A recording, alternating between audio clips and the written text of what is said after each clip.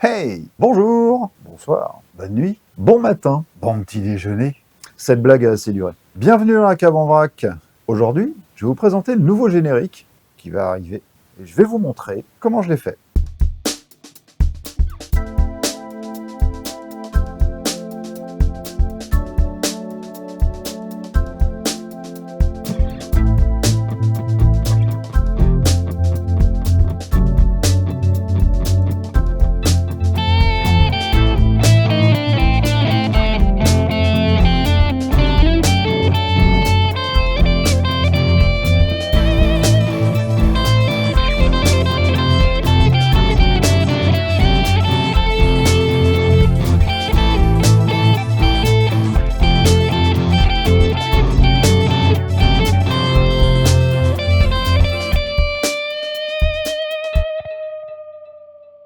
Comme tout enregistrement, surtout quand on est tout seul, ça se fait par empilement de pistes. Donc en fait, on va enregistrer chaque piste séparément. Je ne vais pas détailler ici le principe d'un enregistrement multipiste.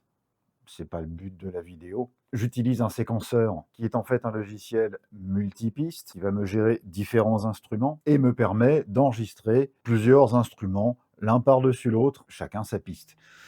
Je détaille pas. Comme programme, j'utilise Cakewalk par BandLab parce qu'en fait, avant, je travaillais déjà avec Cakewalk. Ils ont été rachetés par BandLab et BandLab le propose maintenant gratuitement. Alors oui, il y a des bien plus gros logiciels, peu importe. Déjà, c'est très onéreux aussi. Là, mon gros avantage, c'est que Cakewalk, il est gratuit et je connais très bien son interface. Il peut faire des tas de choses que je ne fais pas avec. Je dois l'utiliser peut-être à quelque chose comme 2% de ses possibilités. C'est évident, mais pour mes besoins, il est parfait. Donc, il y a tout qui tourne derrière là, différents claviers maîtres. J'ai un ordinateur ici qui me contrôle, Cakewalk, il est sur 2 écrans, c'est quand même beaucoup plus pratique. Sur son écran lui-même, j'ai console de mixage, en fait c'est un peu comme une table de mixage. Et sur l'autre écran, j'ai l'ensemble des pistes, avec leur contenu, donc tout ce que j'ai pu enregistrer dedans. Donc là, je ne sais pas si j'arriverai à vous montrer ça. Un petit zoom sur l'écran. Bon, on voit que dalle. Je ne pourrais pas vous faire mieux que ça. Je vous mets quelques extraits de quelques enregistrements qui ont été faits, y compris des enregistrements guitare. Alors, le gros intérêt aussi, c'est qu'avec ce type de programme, les effets sont appliqués après l'enregistrement. Donc la guitare, en fait, je l'enregistre. Alors, ce que vous allez entendre, on entend les effets appliqués sur la guitare, disto, reverb, enfin les effets qui sont dessus, on les entend bien.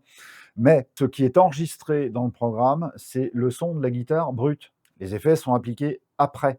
Ce qui me permet une chose extrêmement pratique, c'est que si je me rends compte au moment du mixage que le réglage de la guitare, la disto est un peu trop forte ou machin, ou l'équalisation est pas bonne, enfin elle est trop d'aigu ou trop de machin, je peux recorriger les réglages derrière, je peux complètement changer les réglages des effets de la guitare, de la simulation d'amplification, de tout. Ça, ce n'est pas ce qu'on entend qui est enregistré. Ce qui est enregistré, c'est comme si je jouais de la guitare, pas branché. Bling, bling, voilà. Ça, c'est ce qui est enregistré. Il me réapplique les effets à chaque fois. C'est comme si je le rejouais. Idem pour les instruments. Quand je suis sur les claviers, lui, il enregistre uniquement les touches que j'appuie. Tout ce qu'il enregistre, c'est affecté à une piste qui est affectée à un type d'instrument. Est-ce que c'est un piano? Est-ce que c'est un synthé? Est-ce que c'est machin? Peu importe. Il n'enregistre réellement que ce qu'on lui rentre. Donc on peut le modifier à tout moment.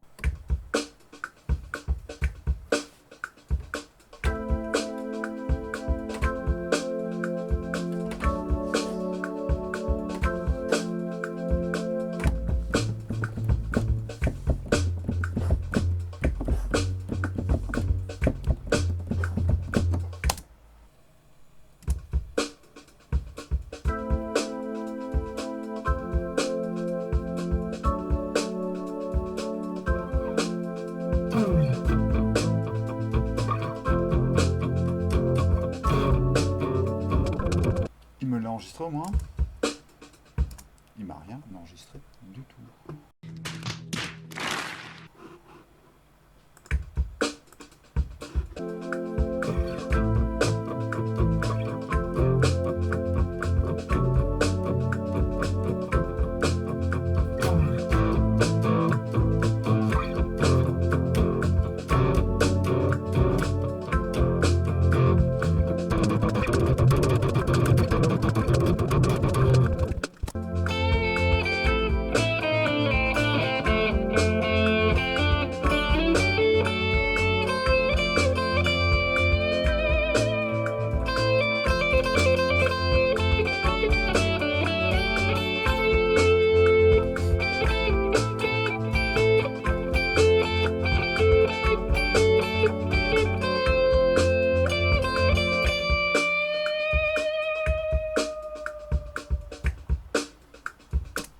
Une fois l'enregistrement réalisé, il y a une phase de mixage, d'écoute, donc ça, je vais pas vous le mettre parce que c'est horriblement long.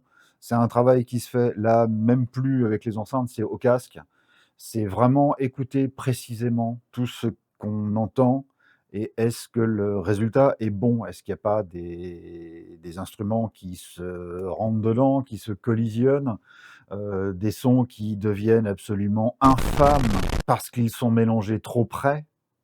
Ça, c'est quelque chose d'important. Des fréquences parasites, enfin tout un tas de choses qui vont rendre le morceau pas beau à écouter. Le mixage final va aussi apporter comment dire? L'équilibre entre tous les instruments présents. Ça n'est pas que le niveau sonore de chaque instrument. Ça touche aussi justement les interactions entre les fréquences, parce qu'on peut très bien avoir 2 sonorités, 2 instruments. S'ils sont à peu près sur les mêmes plages de fréquences, ça va se bouffer. Donc il va bien falloir trouver quelque chose comme par exemple un placement en stéréo, ça va compter énormément. Également un jeu sur l'égalisation pour qu'il n'y ait pas de, oui, de collision de fréquences et que ça ne fasse pas des sons de voilà. C'est ce qu'on veut éviter à tout prix. Toute la partie mixage, c'est vraiment ça, c'est l'équilibre des volumes, l'équilibre des fréquences, le positionnement dans l'espace et l'application d'effets de sortie, qu'on appelle les effets de mastering. J'utilise un module de mastering.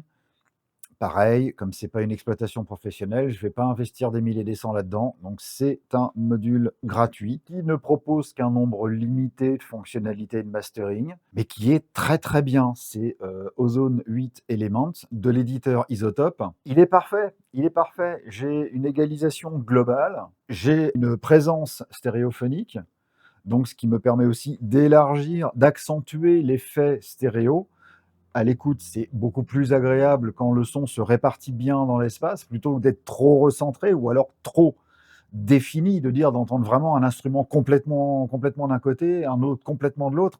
Ça peut choquer. Là, ce truc-là va vraiment m'améliorer l'image stéréo et il a également un système de compression et limiteur compresseur limiteur, donc qui permet d'équilibrer les niveaux de sortie et qu'on ne ça sature pas, que ça dépasse pas la capacité, qu'on soit toujours au bon niveau, pas en dessous, pas au-dessus. Donc il va bien équilibrer le tout. Ensuite, on a le résultat final. Après, l'étape suivante, c'est le passage sur la station de montage vidéo. Je vais récolter des images déjà tournées, donc des images des épisodes précédents de la cave en vrac, l'idée c'est ça, et de les monter sur cette musique, de les monter en rythme, de trouver des transitions, des effets, des choses à écrire.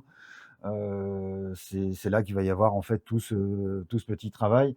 C'est relativement rapide, vous avez vu le générique. Pour ce qui est de l'écran de fin des vidéos, pour le titre avec les abonnez-vous machin, je me suis pas très compliqué. J'ai repris une grande partie de ce qui existait déjà. J'ai repris la même musique. J'ai juste un peu coupé le début et au niveau image simplifié avec ajouter un abonnez-vous en bas. Enfin, de toute façon, vous allez le voir. Juste après, que je vous aurais dit merci de m'avoir regardé. J'espère que cette petite vidéo, rapide, improvisée complètement, parce qu'il y a absolument rien d'écrit dessus, vous aura plu. Je vous dis à la prochaine, certainement pour le début d'une série sur la voiture, sur l'automobile. Je vous expliquerai au moment de la première vidéo qui sera en fait l'introduction. Je prépare une grosse série de vidéos concernant l'automobile.